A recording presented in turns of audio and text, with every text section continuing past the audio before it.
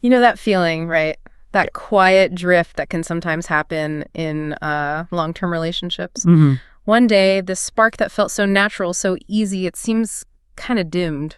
You know, with all the daily stuff, life, work, maybe family. Yeah. You find yourself sharing the same house, the same space, but maybe not really truly connecting. It's such a common experience. Yeah. It really is. And it's surprisingly easy to just sort of fall into that rhythm without even noticing. Absolutely. And it often isn't about like a lack of love or anything. No, not usually. It's more about, well, maybe overlooking the need for strategy. When all the responsibilities start piling up, life just gets in the way. And if you're not intentional, that connection can just slowly fade. Exactly. And that's why today we're doing a deep dive into the importance of date night. Keep the spark alive in long-term relationships. Think of this as your shortcut to understanding the science, really, behind why something seemingly simple like a date night is actually this profound, crucial investment in your relationship's health and, you know, its future. Yeah, absolutely. Our mission today is really to unpack some of that research, look at the common things that get in the way, the obstacles, Right. and then give you some, practical, actionable strategies. And maybe some inspiring ideas, too, to help reignite and keep that vital connection going. We want to show you how intentional time together, it's less about big, grand gestures. Right. Not necessarily fancy dinners every week. Exactly. And more about that consistent, profound investment in your shared future. Well said. So let's kick off with the big why, the sort of scientific case, if you will, for making date night a real priority. Okay. The problem is it's really widespread. Most couples say they want regular quality time together. But get this, over 90% of couples who end up in counseling, they aren't consistently having date nights. Wow, 90%. That's striking. It is. And it suggests it's not really a lack of desire, but it's clearly an issue of prioritization. Where does it fall on the list? And what's really fascinating is how clearly the data backs this up. There was a big survey, 2,000 married men and women, and it found that only about half of couples actually report having date nights, say once or twice a month or more. Only half. Yeah. So that means a huge chunk of relationships are basically missing out on this vital source of connection. So here's where it gets really interesting then. For the couples who do manage to go on frequent date nights, the stats are, well, they're pretty compelling. They are significantly more likely, we're talking 14 to 15 percentage points more likely to say they're very happy in their marriages. That's a big jump. It is. It's like 83, 84% versus maybe 68, 70% for those who don't rate regularly. Right. That's not a small difference. It's a really clear sign of a thriving relationship. And it goes way beyond just feeling happy, too. These same couples, the ones having regular dates, they're also much more likely to say divorce is not at all likely. Okay, what are the numbers there? It's around 60, 63% for the daters compared to only 47, 49% for the non-daters. And they also report much higher sexual satisfaction, like 67, 68% versus just 47%. And stronger commitment, too, 73, 75% versus 51, 53%. Wow. I mean, these aren't just little blips in the data. These are really profound differences in the core quality and, frankly, the resilience of the relationship. So, okay, when we look at numbers like that, what is it about date nights? What's the magic ingredient? What do you think is really shifting things for couples? Well, I think it boils down to about 5 crucial things, sort of psychological, emotional elements that date nights seem uniquely good at fostering. Okay, like what? First, communication. And it's not just about being distraction-free, although that's huge. Date nights create this kind of unique psychological space. Your brain can shift gears, from being the logistics manager of the household. Yes, I know that mode. Right, to being more like the intimacy architect. And this allows for conversations that maybe tap into shared dreams or vulnerabilities, things that get lost in the usual daily noise of kids, work, chores. It's about genuinely staying current with each other's inner world. That's a great way to frame it. Intimacy architect. I like that. Okay, what's next? Second is novelty. Relationships, like anything, can get stuck in a rut. Habituation is real. Totally. Dinner and a movie again. Exactly. But date nights, especially when you mix it up, they actively fight that. When you do new things together, fun things, active things, maybe even slightly adventurous things. Like hiking or trying a dance class. Precisely. Or even just a new board game you haven't played. You're literally boosting the relationship quality more than just passively watching something. It's about creating new shared experiences, forging new pathways of connection in your brains. Okay, communication, novelty. What else? Third, there's eros. And by eros, I mean that deep, romantic, passionate kind of love, that attraction. Right, the spark. Yes. Date nights are really crucial for rekindling that spark, that passion, that excitement. And that leads pretty directly to increased sexual satisfaction, as the stats showed. It's about actively remembering why you fell for each other beyond the day-to-day grind. Makes sense. And number 4. Fourth is commitment. Spending this dedicated time, especially when it's pre-planned. It's not just a casual hangout. It really solidifies a deep sense of we-ness. Like, this is important. We are important. Exactly. It sends a clear signal to each other, and maybe even subconsciously to yourselves, that the relationship is a priority. It's non-negotiable. It's an active investment in your shared identity as a couple. Okay. And the last one? And finally, number 5 is de-stress. Life is stressful. That's just a given, right? An understatement of the year. Right. Date nights offer this crucial psychological buffer, a break from the everyday pressures, work, money worries, the relentless demands of parenting sometimes. Yeah. They provide a dedicated space for mutual emotional support, a chance to just come away from all that and just be present, be available for each other emotionally. That feels incredibly important, especially now. It really is. Yeah. And if you think about the bigger picture, couples today often expect really high levels of intimacy, but modern life just pulls our attention in so many directions, often towards the kids, right? Which is natural. But sometimes the spouse gets unintentionally neglected. Date nights provide that essential counterbalance. So, okay, the evidence is pretty overwhelming. It really makes a difference. Which brings us to the next logical question. How often should couples be aiming for this? Right. The million-dollar question. The research you mentioned hints at this, right? It suggested that weekly date nights, that leads to couples being something like 3.5 times more likely to report being very happy. Yeah, 3.5 times. That's a huge potential return on your time investment. It really underscores that point. What might have come naturally when you were dating, that spontaneous connection. Now, in marriage or a long-term relationship, it has to become purposeful. Intentional. Purposeful and intentional. But for a lot of people, that sounds like, well, like work. Another thing on the to-do list. It can feel that way. So the challenge is, how do we make purposeful feel less like a chore and more like, well, a joy, something you look forward to? That is the key, isn't it? And I think it starts with elevating date night, making it a non-negotiable appointment on the calendar. Like a doctor's appointment almost. Kinda. You have to be willing sometimes to say no to other things, maybe less important things, social invites, extra hours at work, whatever it is. So you can give a wholehearted yes to your marriage, to your partnership. It's like an act of preservation for the U.S. in the relationship. That intentionality. That's definitely where a lot of couples stumble. We hear it all the time. The common challenges pop up again and again. Like what? What are the big ones? Oh, you know them. Busyness, just feeling overwhelmed, money, the cost of going out or getting a sitter, sheer exhaustion, energy levels, and of course the big one for parents, finding reliable childcare. Yep, all sound very familiar. And sometimes, let's be honest, if there are deeper relationship issues already bubbling under the surface, those can become a barrier too. It feels hard to connect. Okay, so knowing those obstacles exist, how do we actually make date night happen? How do we push past them? It sounds like you need a concrete plan. You really do. A clear action plan helps. So first step, prioritize it. And that starts with the conversation. Expressing the desire, but not in an accusing way. Right, not you never take me out anymore. Exactly. More like, hey, I really miss us, or I'd love it if we could carve out some regular time just for us. Keep it hopeful, inviting. Okay, so initiate positively. Then what? Then you absolutely positively must schedule it. If you leave it to chance, hoping a free evening will magically appear. It won't happen. It just won't. Life intervenes. So put it on the calendar. Digital, paper, whatever works. Treat it like any other crucial appointment. Aim for a consistent time that, works maybe 75% of the time. Good point. Perfection isn't the goal. Consistency is. And if you genuinely can't find any time, that might be a sign that things are a bit too overscheduled generally, and maybe some bigger priority shifts are needed. Okay, so it's scheduled. What's next? Protect it. Yes. Protect it. Make it sacred, non-negotiable. Anticipate the things that might derail it. Work, calling late, kids suddenly needing something, a friend inviting you out last minute. Decide in advance how you'll handle those things. Like having a standard response ready. Exactly. Protect that boundary around your relationship time.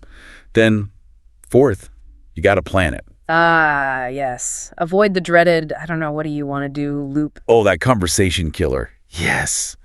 Get the babysitter booked, make reservations if needed, figure out the activities, set aside the money if necessary.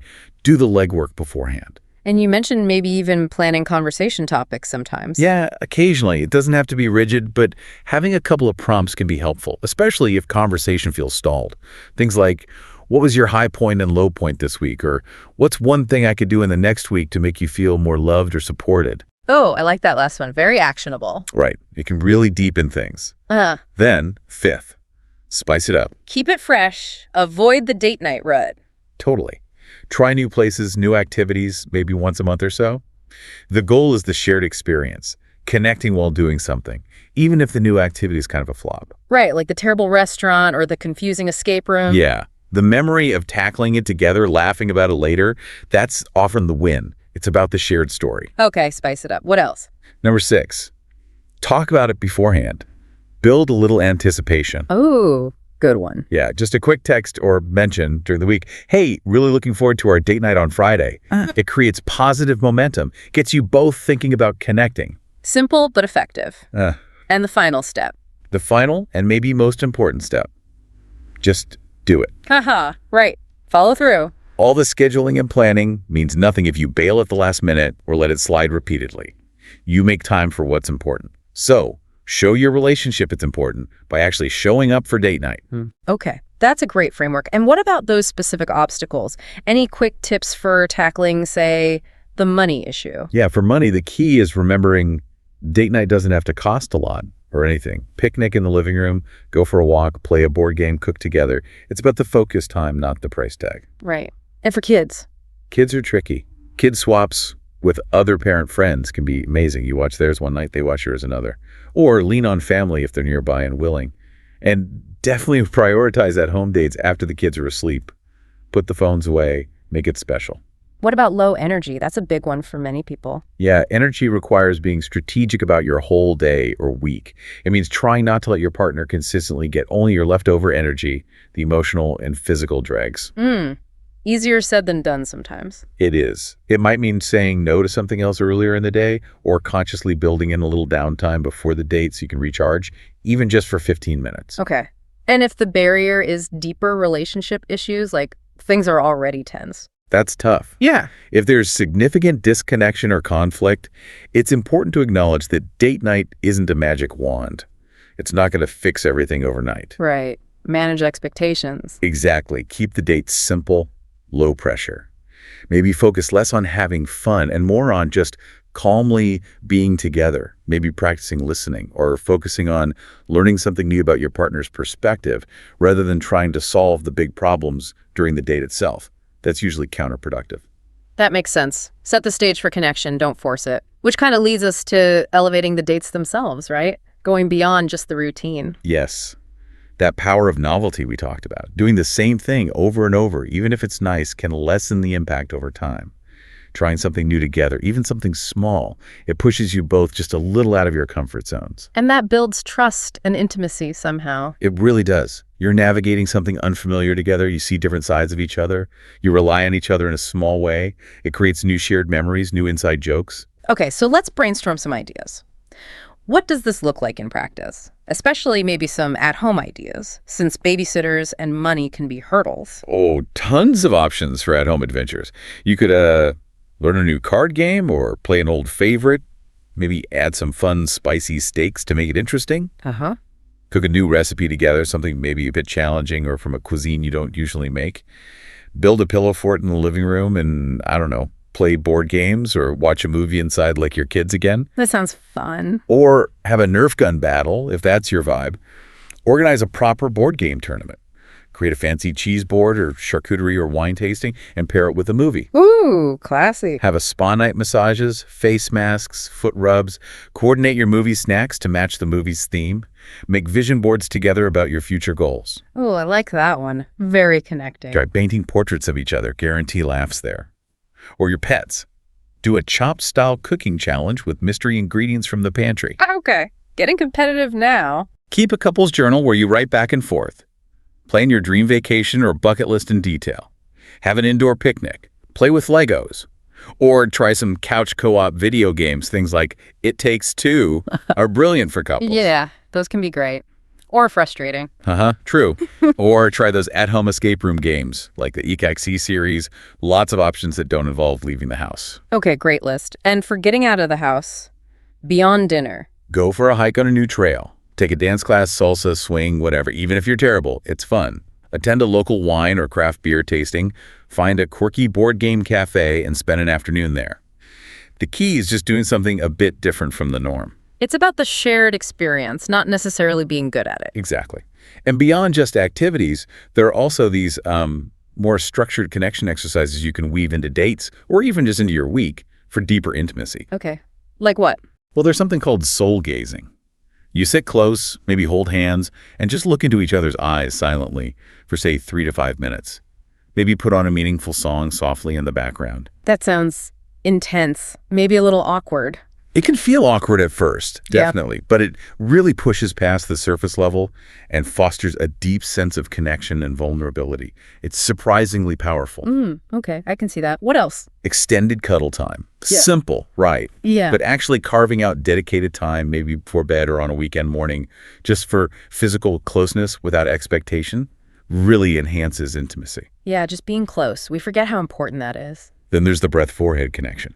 You sit or lie facing each other, gently touch foreheads, close your eyes, and take maybe 7 or more slow, deep breaths together, trying to synchronize. It's incredibly grounding and creates a sense of unity. Okay, that sounds calming. And the uninterrupted listening exercise. This one's great for feeling heard. Set a timer, maybe 3 to 5 minutes. One partner talks about anything their day, their feelings, a random thought. The other partner only listens. No interrupting, no advice, no rebuttals, just active, nonverbal listening like nodding. Just listen. That's harder than it sounds sometimes. It really is. Then you switch. The goal isn't problem solving. It's simply providing the gift of your full attention and understanding. Okay, one more. A quick one. The 5 things. Go. Exercise. Yeah? Pick a positive theme, like 5 things I really appreciate about you, or 5 things you did this week that made me feel loved. Take turns listing 5 things quickly, then maybe talk about them briefly. It's a really fast way to boost positive feelings. Simple, but I can see how that would work. Lots of great ideas there. But, a fantastic date once in a while is great, but it feels like it needs to be part of a bigger picture, right? Absolutely. The date night is powerful, but the real magic, the thing that makes a relationship truly resilient, often comes down to the quality of your everyday connection and communication. Right. So beyond the date itself, how do you keep those channels open and strong day to day? One really effective tool can be the weekly couples meeting. Okay, tell me about that. Sounds a bit corporate. It can sound that way, but it's incredibly helpful.